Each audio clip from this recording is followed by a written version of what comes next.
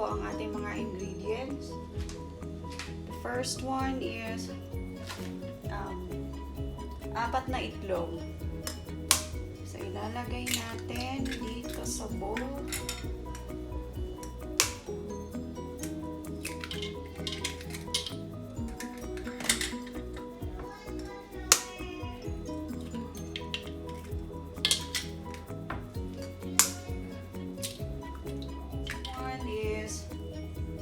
Oil. Ihalo natin dito sa itlog. Ang measurement po nitong oil is 1 1/4 cup.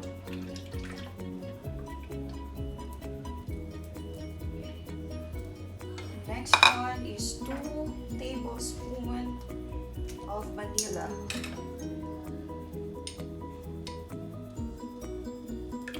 I-mix natin dito.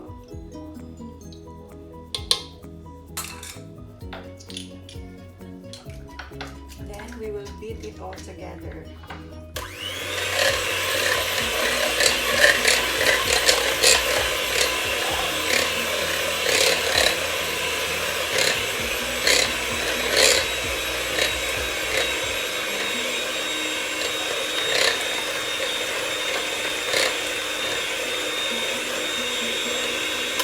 And then we will also include the white sugar. Ang measurement po nito is 2 cups.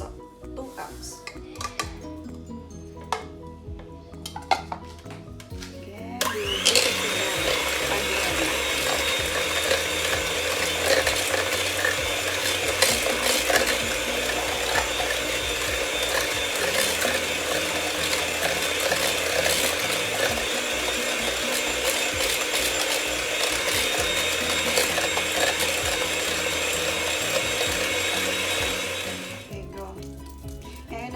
I-add natin yung 2 tablespoons of baking powder pala. 2 tablespoons.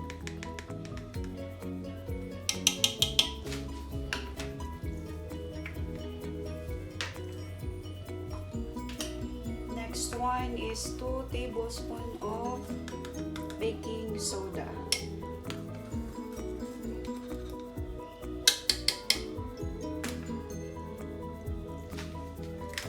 Next is 1/2 teaspoon of salt. Tapos, we will beat again together.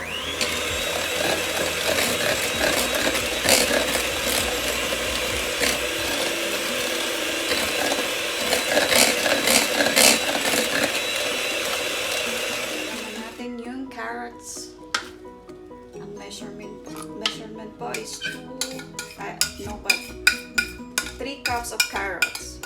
So, grated carrots. Next in line is the flour. Measurement naman po nito is 2 cups. And then we will add the cinnamon powder.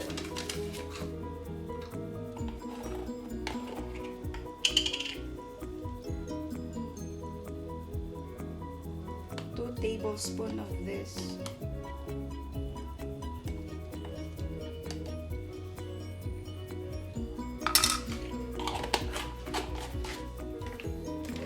Tapos, we will beat again.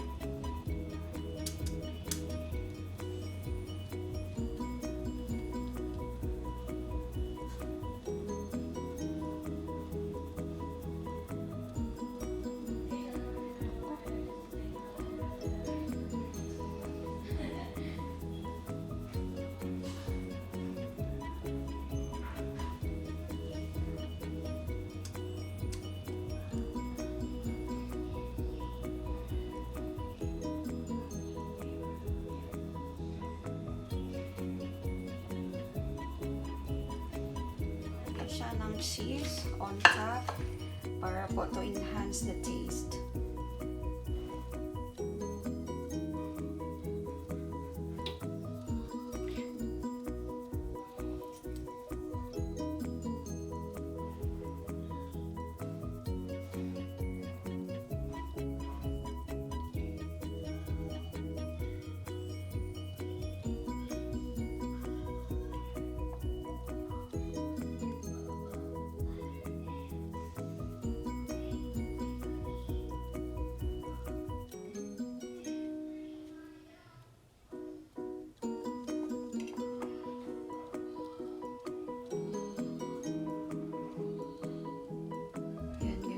And then at this time we have to tap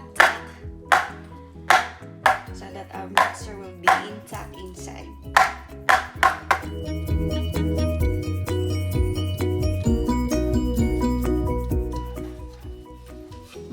Bake natin.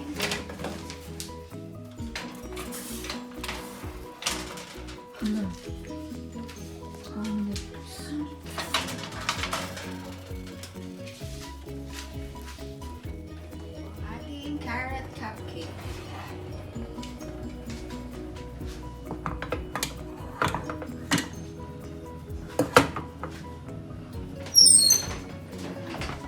Let it cool po until 10 minutes and then okay na po siya i-serve. Please don't forget to subscribe my YouTube channel, Miss Vlog.